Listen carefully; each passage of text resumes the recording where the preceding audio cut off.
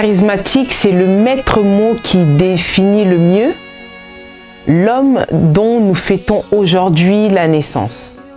Tata Voilà pour les uns, Tata Mfumwalongo pour les autres, Mfumwalongo pour certains, Papa pour le commun des kimbanguistes, sont autant de manières pour désigner un seul homme. Mais le plus significatif reste, à mon humble avis, Mfumwalongo, qui en langue congo veut dire chef spirituel. Mais l'usage faisant loi, cette locution a cessé de désigner une fonction pour s'ériger finalement en nom propre. Où que l'on se trouve, quelles que soient les circonstances, prononcer le terme Mfumwalongo venait à désigner le fils cadet de Papa Simo Kimbangu.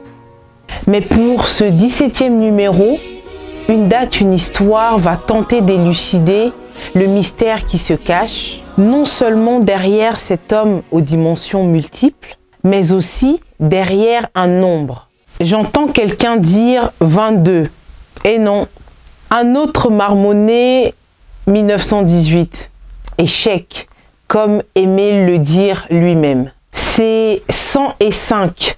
Et pourquoi? C'est l'âge qu'a aujourd'hui Papa Diangenda Kuntima. Mfumwalongo, le maître de l'univers, c'est le voyage auquel nous vous convions au cours de votre magazine consacré à l'œuvre et à la mission de Papa Simo Kimbangu.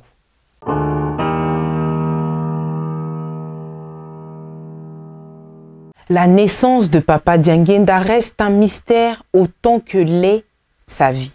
En 1910, son père va faire une révélation à ses contemporains. Il promet de renaître en 1918. Je pense bien en tant qu'homme vivant. Matériellement et spirituellement, je ne peux pas avoir cet orgueil de me déclarer en tant qu'homme vivant, matériel que je suis, être Papa Simo Kimbangu. Je m'explique. Quand je disais hier que la médaille qu'on remettait à mon père, elle ressemblait totalement à la mienne. On a fait de mon père grand cordon, comme moi je le suis. Mon père, il est réellement papa, tel fils, tel père, tel fils. Donc si je prétends me dire être Papa Simo Kimbangu dans le sens tel que vous le comprenez, je pense que ce serait vraiment de l'orgueil de ma part. Papa Simo Kimbangu, c'est un saint. Moi, je suis un pauvre homme. C'est pour cela que j'ai commencé par vous dire que, étant matériel et spirituel en même temps, et Papa Simo Kimbangu étant en ce moment bien précis, spirituel, mais comparé à lui, c'est trop grand. Mais comment vous expliquez que vous soyez né le 18, enfin la date annoncée par votre père, si c'est votre père, si c'est pas vous-même? En 1910, moi je n'étais pas encore né. Mais mon père avait dit, je vais renaître en 1918. C'est un langage profondément mystique. Et comme tel, j'ai difficile pour vous le décrire, puisque c'est un langage à lui. En tant qu'homme vraiment spirituel, envoyé spécial. Donc il avait une certaine méthode d'expliquer des situations. Et moi, quand je dois dire que je suis Papa Simo Kimbangu, aïe, c'est grave. Il est né le 12 septembre 1887. Et en 1910, il déclare que je vais renaître en 1918. Il a eu des raisons à lui, en tant qu'homme spirituel. Quand je dis c'est un envoyé, réellement c'est un envoyé. Parce qu'il nous a fait découvrir beaucoup de choses. Ce n'est que par après que nous nous sommes aperçus que lui, il n'était pas un homme comme moi. Je le suis, moi et vous. Pourquoi? En 1921, le 6 avril, quand il a commencé son travail Ce n'est qu'en ce moment-là que maman nous faisait beaucoup de révélations. Maman nous disait, eh bien, voyez-vous, maintenant je découvre pourquoi tout le temps, votre père était sévère en lui-même, à nous et à vous autres les enfants. Sa sévérité spirituelle démontrait réellement qu'il avait au moins une mission spéciale que nous ne comprenions pas. Donc à partir de ce moment où maman nous expliquait que ce n'était pas vraiment un homme comme nous, il était tout à fait différent, alors ce n'est qu'en ce moment-là nous nous sommes aperçus, et là, ce père-là semble être un peu sorti de quelque part, où nous sommes peut-être sortis, puisqu'il est né de Tatakoye à la Mamalouézi. Mais il y a eu une grande différence à cause de ces procédés spirituels qui le détenaient, qui dépassaient notre imagination. Donc c'est pour cela que je dis, si lui il a dit que je vais renaître en 1918 et moi je suis né en 1918, je ne sais pas ce qu'il voulait dire parce que nous n'avons pas approfondi nos connaissances en lui interrogeant. Et papa, pourquoi vous avez utilisé un tel langage? Il a eu des raisons pour lesquelles il l'a fait. Sinon moi j'ignore ces raisons. Vous ignorez ces raisons, je sais que vous nous cachez quelque chose. Vous êtes tellement humble que vous ne voulez pas nous le dire. Mais nous vous disons que vous vous êtes révélé être Papa Simon Kimbangu. Souffrez que nous vous le disions à travers les exemples, à travers les miracles.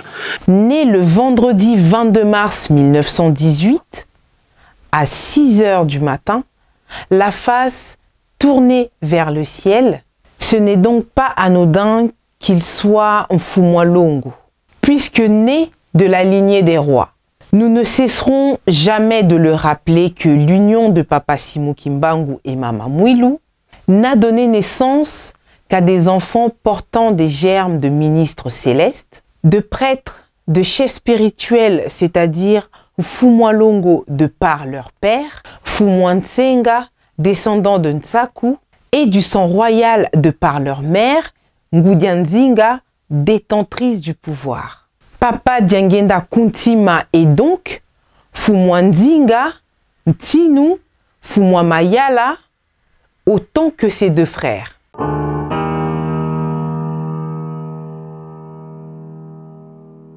Les manifestations de la toute-puissance de ce mystérieux personnage commencent alors qu'il n'a que 9 ans.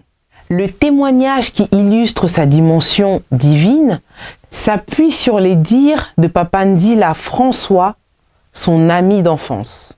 Nous sommes en 1927, après une partie de pêche entre copains. Papa Diangenda Kuntima invita ses copains, dont Papa Ndila François, à regarder le ciel. Papa Diangenda Kuntima ôta le voile du ciel et leur montra une multitude d'anges rangés. Ils se mirent à les contempler et furent émerveillés. Papa Diangenda ne va pas s'arrêter là. Il ordonna aux anges de sourire et de déployer leurs ailes. D'un mouvement synchronisé, ils obtempèrent. Mais il est établi que le pouvoir de commander les anges reste un attribut propre à Dieu. Les Saintes Écritures sont claires à ce sujet. On peut entre autres citer Matthieu chapitre 4, verset 16, Luc chapitre 1, verset 26, Apocalypse chapitre 1, verset 1, ou le livre des psaumes, chapitre 91, verset 11. Les témoignages foisonnent dans ce sens pour illustrer la déité de Papa Diangenda Kuntima Joseph. Mais nous nous en tenons qu'à celui-là. Pour ceux qui veulent en savoir plus, ils peuvent revisiter le feu Papa Yefa ou Papa Ditélé pour s'en convaincre.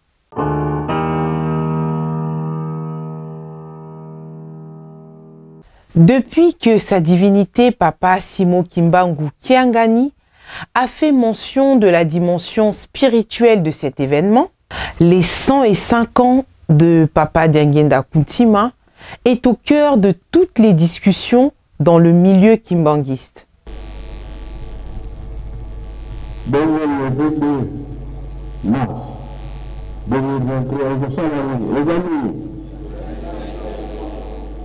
Yaman, la bonne pour la langue, c'est que qu'on s'est gagné.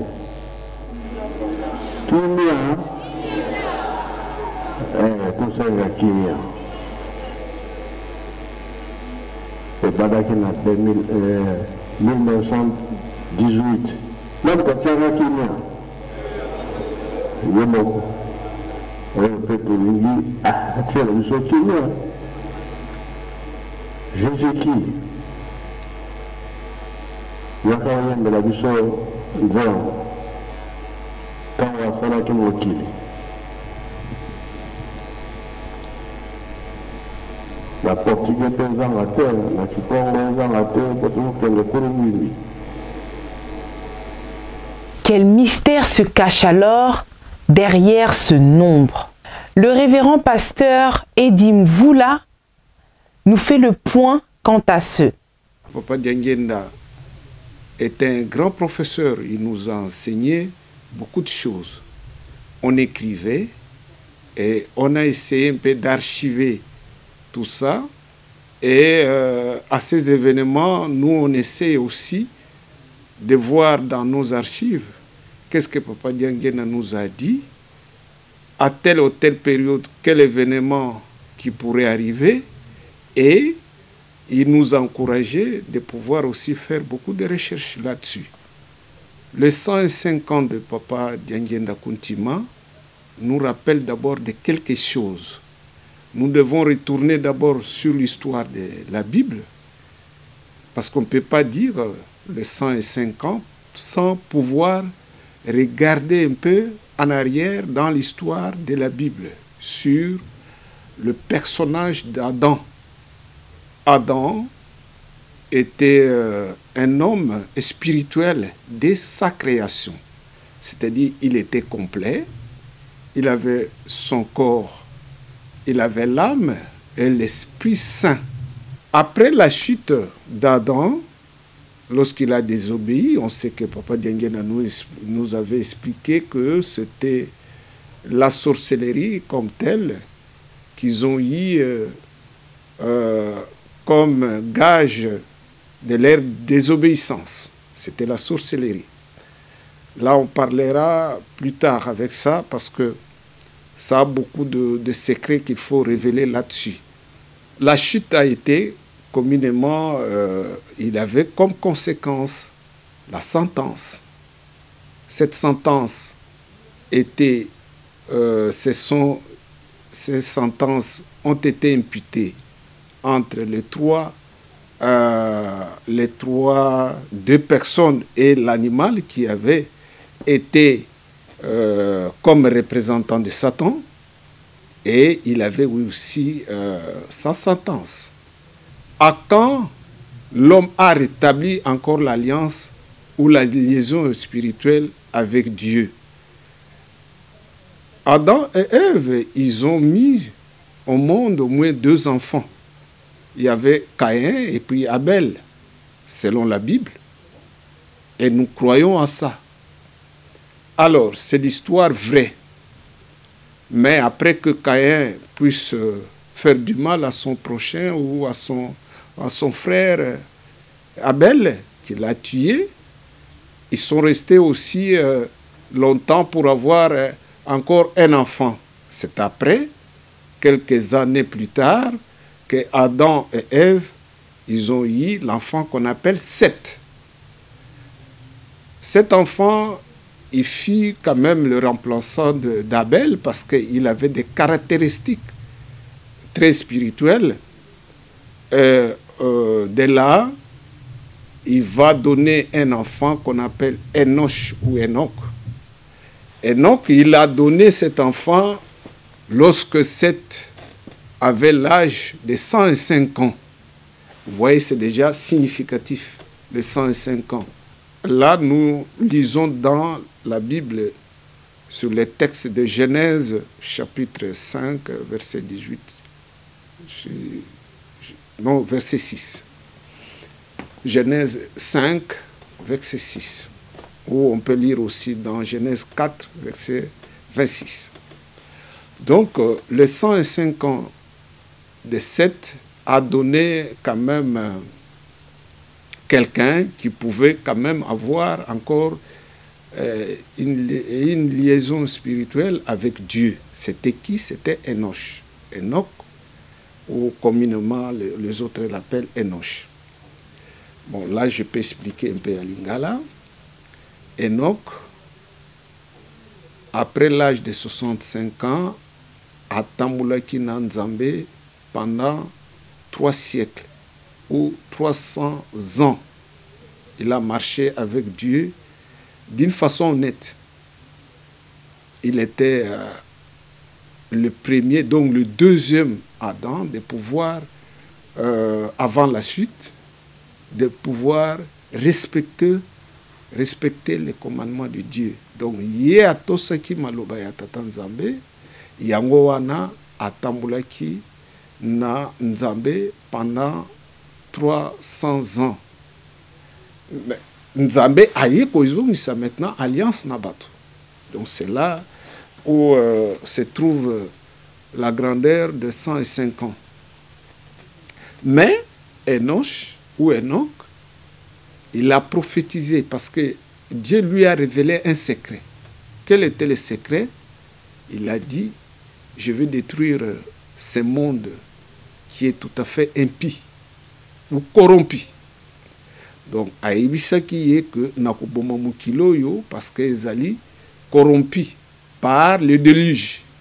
Que peut-être secret qui tout simplement révélé dans Noé, mais non, par les grands pères, l'arrière-père de Noé, c'était Enoch. Nzambe a révélé qui Makambouana, il y a déluge parce que le monde était déjà dans l'impie et puis le monde était corrompu.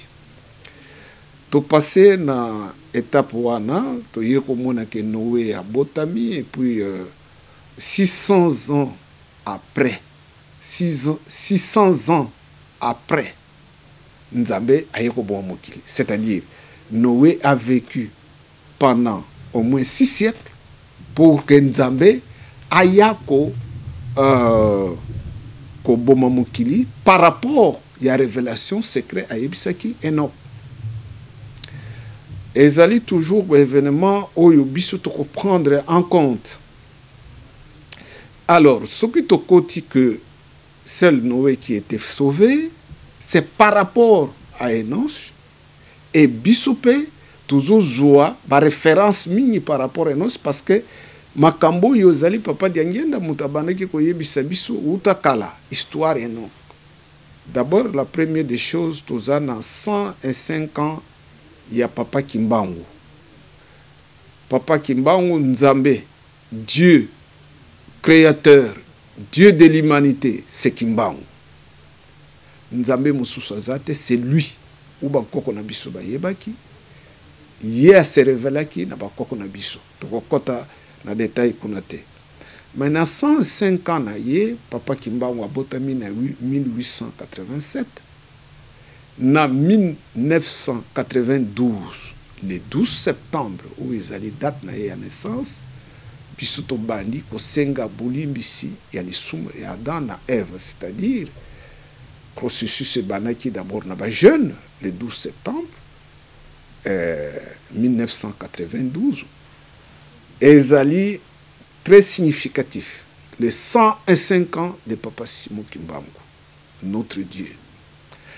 Parce que surtout l'année dans le contexte où il y a 105 ans, il y a Bosengi Boulimbisi, il y a des jeunes, dans le moment il y a 105 ans, ça va nous donner encore beaucoup de réflexions sur les 105 ans de Papa Diangenda Kuntima. Et c'est pourquoi le processus Wanekene jusque le 24 décembre 1992, c'est dans les 105 ans de Papa Kimbangu. Tout retenir en haut, parce que dans 105 ans de Papa Diangenda, parce que Papa Diangenda a zali incarnation, il y a Papa Simon Kimbangu. et papa Simon Kimbangu Kiangani azali réincarnation il y a papa Kimbangu. Donc il y a deux choses tout à fait différentes parce que batona mukili bazo croire, mais c'est ça là. L'incarnation et la réincarnation. Parce que il y a l'oba qui a robota en 1918 et après il y a l'oba qui a robota en 1951. Il y a incarnation et réincarnation. En 1894 ou 1894, Mama Kinzembo a bombaki pasteur Gomer oyo balingaki ko bomaye na bato babanaki ko landa ye to yebi histoire. Mais le pasteur Gomer y a fait des bénédictions na Mama Kinzembo na 1894. A fait qui est collier comme signe de bénédiction et a fait qui papa Kimbangu oyo azalaki na comparant Mama Kinzembo et a fait qui est couteau. Alors, 105 ans, et sali que en 1999, papa Dialunga na envie, Koloïs, de atinde qui papa Simon Kimbangu Kiangani po akene ko sala exhumation ya Mama Kinzembo. Donc, kunape ba révélation spirituelle ezali makasi na 105 ans wana. Probablement, to commune dans 105 ans, il y a papa Diangenda Kuntima, au Yezali Lobby, demain même.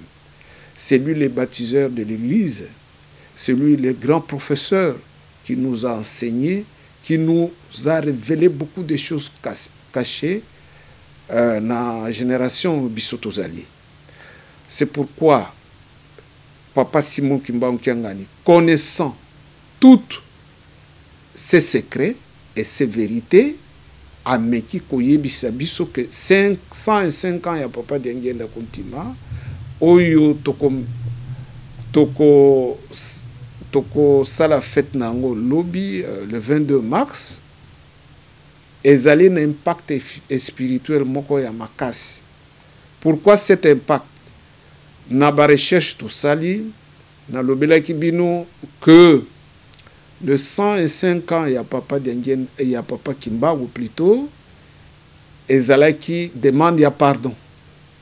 Le 105 ans, comme papa Diangenda Zali incarnation, il y a papa Kimbangu, les 105 ans naïe et péci réponse, il y a demande de pardon. Pourquoi demander le pardon?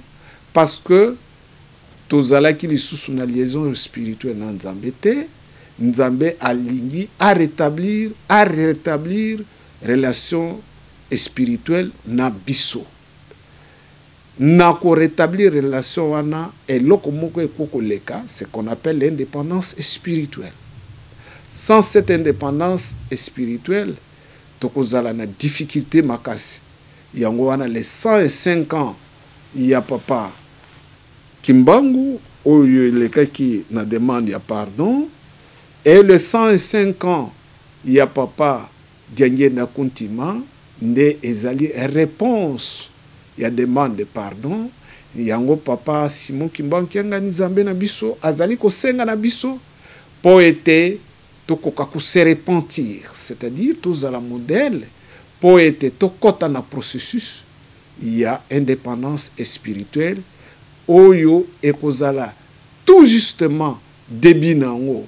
Processus, processus, c'est que il y a quelque chose qui va se faire dans 105 ans, na papa, il y a papa Diangenda Kuntima, tokota na processus, tokota na bilaka, il y a indépendance spirituelle. Na kanisi, wana ezali lika moko monene, pour na 105 ans ya papa, tokotanga na Isaïe 11, chapitre 11, versets 1 à 10. Wanande, tokomona nini elobi na makambo etali 105 ans, il y a papa Diangenda Kuntima. Au-delà de toutes les considérations spirituelles, papa Diangenda reste avant tout un modèle de leadership. Son œuvre demeure immense dans la mesure où il a consacré sa vie au service des autres, sa communauté. Des œuvres agro-pastorales au centre hospitalier d'envergure, sans oublier son indéfectible attachement à l'éducation des jeunes, celui que l'on surnomme le bâtisseur a su mener d'une main de maître l'œuvre lui léguée par son père. Papa Dianguinda Kountima n'a ménagé aucun effort pour le développement intégral de l'Église dans sa triple dimension, spirituelle, sociale et culturelle. Il va abandonner ses fonctions dans l'administration publique pour se consacrer pleinement à l'œuvre salvatrice de Papa Simon Kimbangu, qui, au-delà de sa dimension spirituelle, vise à émanciper et autonomiser l'homme noir. Après avoir gagné le pari de la lutte contre l'oppression, c'est donc un homme libre et leader d'une église totalement indépendante que Papa Dianguinda va rapatrier le corps incorruptible de son père, mort 9 ans plus tôt à Élisabethville. C'était le 2 avril 1960. C'est donc notre prochain rendez-vous pour une histoire encore plus fascinante.